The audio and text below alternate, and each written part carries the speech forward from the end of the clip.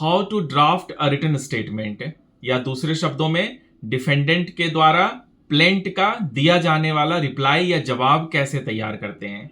सबसे पहले आपने देखना है, ऑब्जेक्शंस आपने लेने हैं। क्या ये सूट बार्ड तो नहीं है किसी लॉ से?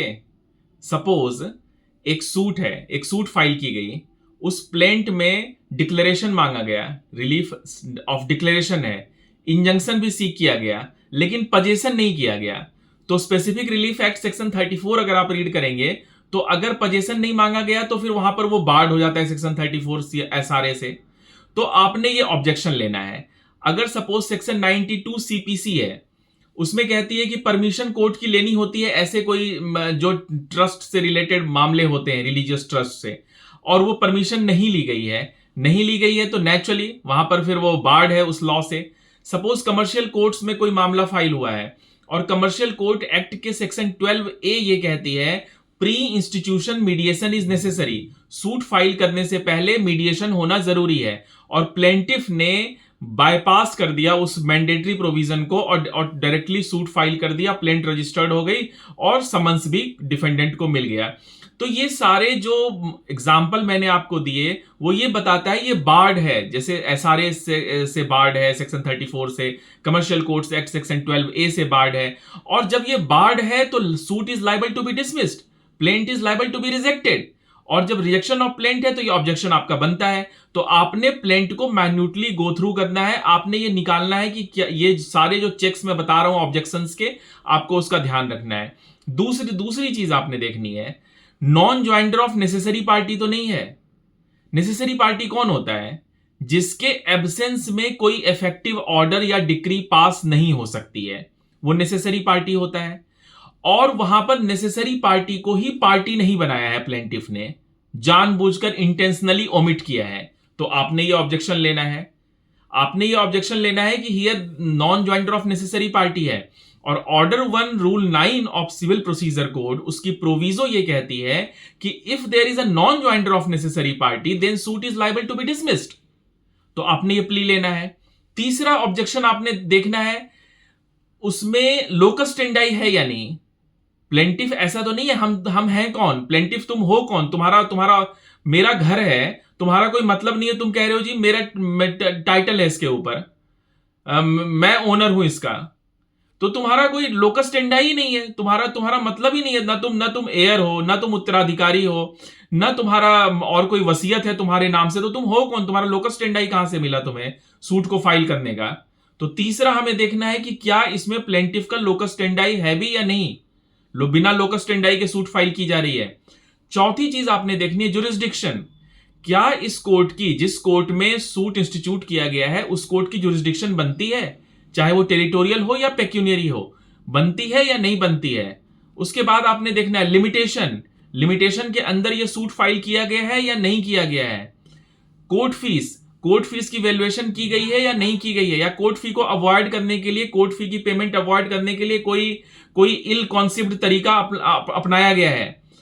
उसके अलावा, इसके अलावा कई सारी चीजें हैं, जैसे इल मोटिवेटेड सूट हो, और भी कई सारे पॉइंट ऑब्जेक्शंस हो सकते हैं जो आपने सबसे पहले देखने हैं। क्योंकि सबसे पहले आप रिटन स्टेटमेंट जब आप ड्राफ्ट करते हैं तो आप प्रिलिमिनरी ऑब्जेक्शंस ड्राफ्ट करते हैं। जब मैं फॉर्मेट डिस्कस करूंगा अभी तो आपको पता लगेगा कि कैसे इसको हमें ड्राफ्ट करना है, कैसे इसको नोट डाउन करना है।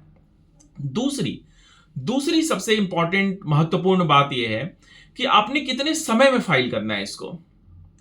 तो इसके लिए आप देख सकते हैं order 8 rule 1 of CPC, order 5 भी देख सकते हैं आप, ऑर्डर 5 रूल 1 भी देख सकते हैं।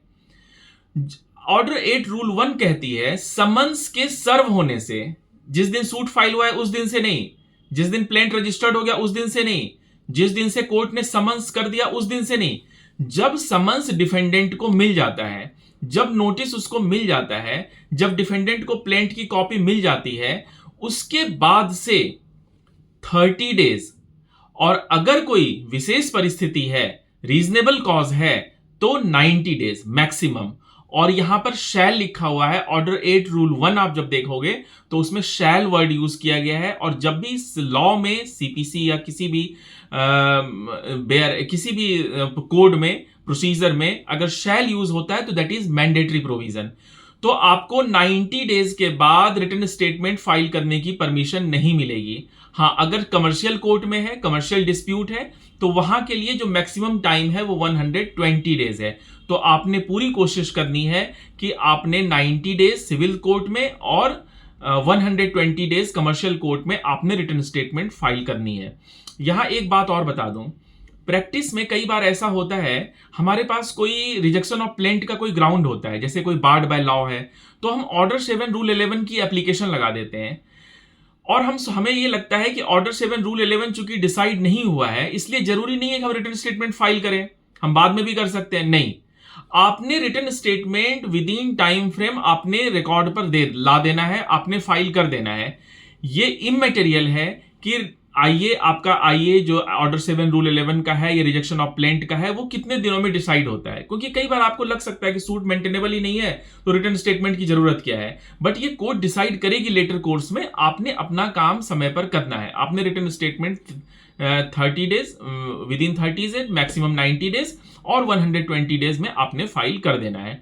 हाँ, ये मैं बता दूं कि जब सुप्रीम कोर्ट में आप काउंटर फाइल करते हैं तो वहां पर ये अप्लाई नहीं होता है, वहां पर ऐसी कोई इसके लिए टाइम लिमिट नहीं दी गई है कि काउंटर फाइल करने के लिए आपने इतने समय में सीपीसी के अकॉर्डिंग आपने जवाब फाइल करना है। तो सुप्रीम कोर्ट में ऐसी कोई व्यवस्था नहीं है, आप वहां काउंटर अपने तरीके से फाइल कर सकते हैं, समय ले सकते हैं।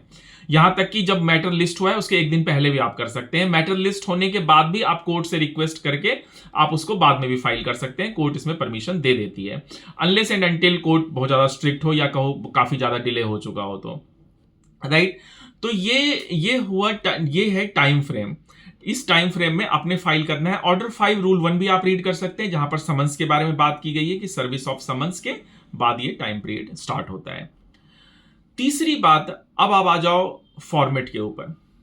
सबसे पहले जब फॉर्मेट की बात आती है तो आपने टाइटल जो है एग्जैक्टली प्लेंट में जो है वही लिखना है, क्योंकि प्लेंट में आप देखोगे उसमें मेमो ऑफ पार्टीज बना दिया जाता है, उसमें जितने भी डिफेंडेंट्स हैं उसकी डिस्क्रिप्शंस लिखी होती है, प्लेंटिफ्स की भी डिस्क्रिप्शंस लिखी होती है, उसका रेजिडेंट, उसकी एज, सारा कुछ लिखा होता है। तो आपने जो X and others versus Y and others whatever it is, आपने एग्जैक्टली वही कॉपी कर देना है। आपको नंबर मिला हुआ रहेगा, कोर्ट का नाम रहेगा आपके सामने, जिस कोर्ट में वो प्लेंट रजिस्टर्ड हुआ है, जहां से आपको समन्स रिसीव हुआ है।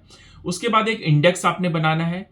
इंडेक्स बना करके अपने इंडेक्स में जो डॉक्यूमेंट्स हैं, सबसे इंपॉर्टेंट इसमें क्या होता है, जब आप पैरावाइज रिप्लाई करते हैं तो रिटर्न स्टेटमेंट ड्राफ्ट करने के लिए जो order 6 rule 1, order 6 rule 4, order 6 के जो प्रोविजंस हैं, जो प्लीडिंग्स के प्रोविजंस हैं, वो ये कहती है pleading shall contain and contain only material fact, no evidence, only material fact. आप उसको how you will prove it, कैसे आप उसको प्रूव करेंगे, ये लिखने की जरूरत नहीं होती है। तो इसलिए आपने सिर्फ और सिर्फ मटेरियल फैक्ट लिखना है। और जब आप रिटर्न स्टेटमेंट ड्राफ्ट करते हैं तो आपको प्लेंट के हर पैरा को स्पेसिफिकली डिनाई करना है। स्पेसिफिकली डिनायल जरूरी है। अगर आपने डिनाई नहीं किया तो ऐसा माना जाएगा कि उसको आपने एडमिट कर लिया है, तो इसलिए स्पेसिफिक डिनायल जरूरी है। और उससे रिलेटेड जो भी आप तथ्य देते हैं, जो भी फैक्ट देते हैं, उससे रिलेटेड जो भी डॉक्यूमेंट आपके पास है, वो डॉक्यूमेंट आपने अनेक्स कर देना है। True copy of this particular document annexed here with D1 annexures करके आप, और वो इंडेक्स में भी आप उसको मार्क करते हैं, पेज नंबर उसका देते हैं। जब आप रिटर्न स्टेटमेंट ड्राफ्ट करते हैं तो सबसे पहले प्रिलिमिनरी ऑब्जेक्शंस ड्राफ्ट करते हैं, जो मैंने आपको बताया 1, 2 या A, B, C जो भी आप मार्किंग देते हैं, आपने सारे प्रिलिमिनरी ऑब्जेक्शंस पहले लिखने हैं। फिर आपने पैरावाइज रिप्लाई लिखना है। पैरावाइज रिप्लाई में कई पैराज प्लेंट के ऐसे हो सकते हैं जिनका जवाब देना जरूरी नहीं है, this is a matter of record hence needs no reply. तो वहां आप एग्जैक्टली ऐसे ही लिख देंगे, क्योंकि कई सारी बिजनेस अरेंजमेंट के बारे में बात हो सकती है, फैक्चुअल बातें हो सकती हैं, उसको आप ना तो एडमिट कर रहे हो ना डिनाई कर रहे हो, उस वो तथ्य है, आप भी उसके साथ हो, वो केस का वो फैक्ट है, उससे रिलेटेड है, तो उससे अब उसमें आपको कोई ऑब्जेक्शन नहीं है। हाँ, आपने अगर कोई क्लेरिफिकेशन देनी है तो वो क्लेरिफिकेशन आप वहां साथ में लिख दो, और otherwise you right the facts contained in para this, para 1 of plant is wrong and misconceived, hence denied, और what ever language you use, जो भी आप लैंग्वेज आप यूज करते हैं, लेकिन आपने उसको डिनाई करना है, हर पैरा को डिनाई करना है। तो सबसे पहला पार्ट हो गया प्रिलिमिनरी ऑब्जेक्शंस का। जितने भी प्रिलिमिनरी ऑब्जेक्शंस आपके अराइज हो रहे हैं प्लेंट को देखने के बाद, वो सारे प्रिलिमिनरी ऑब्जेक्शंस आपने लिखने हैं। फिर पैरावाइज रिप्लाई, प्लेंट के हर पैरा का आपने रिप्लाई लिखना है, आपने डिनाई करना है। अगर आपने डिनाई नहीं किया, स्पेसिफिकली नहीं किया, इंपैटिकली नहीं किया, तो ऐसा माना जाएगा कि आपने उसको एडमिट कर लिया।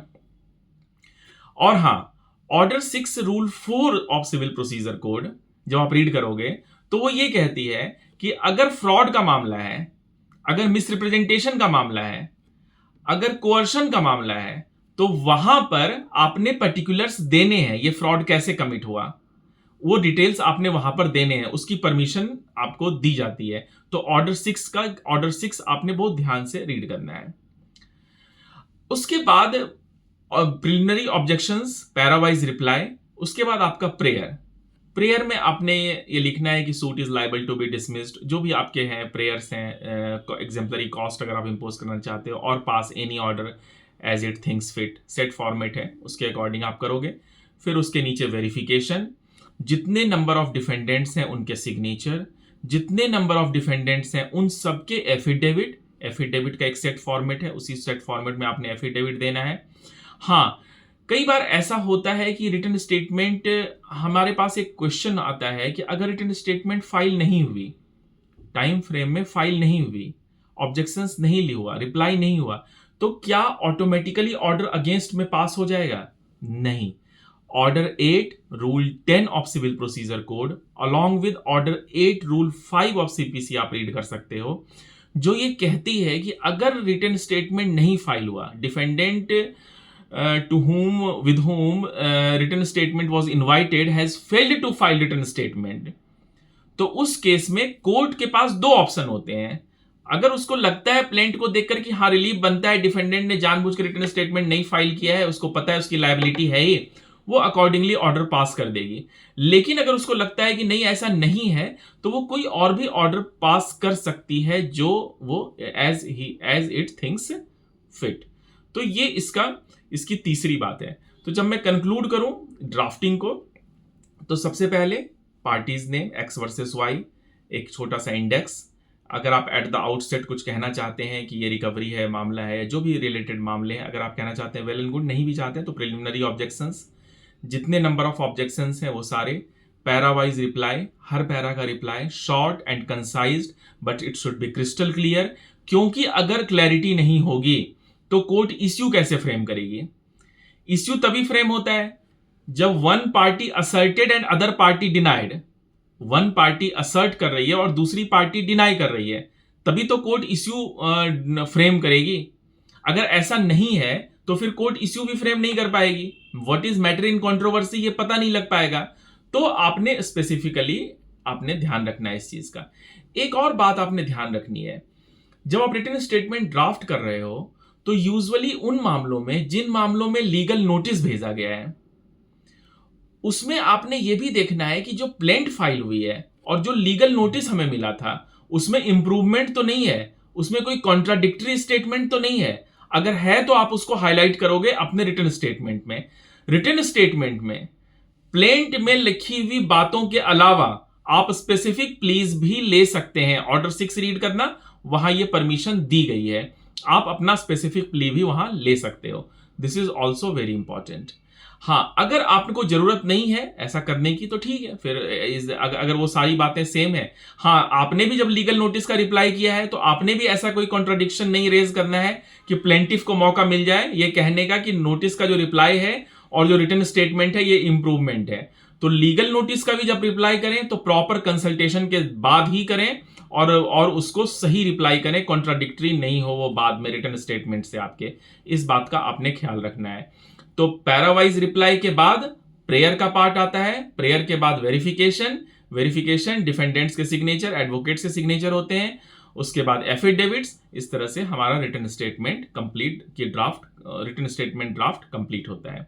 Right, thank you.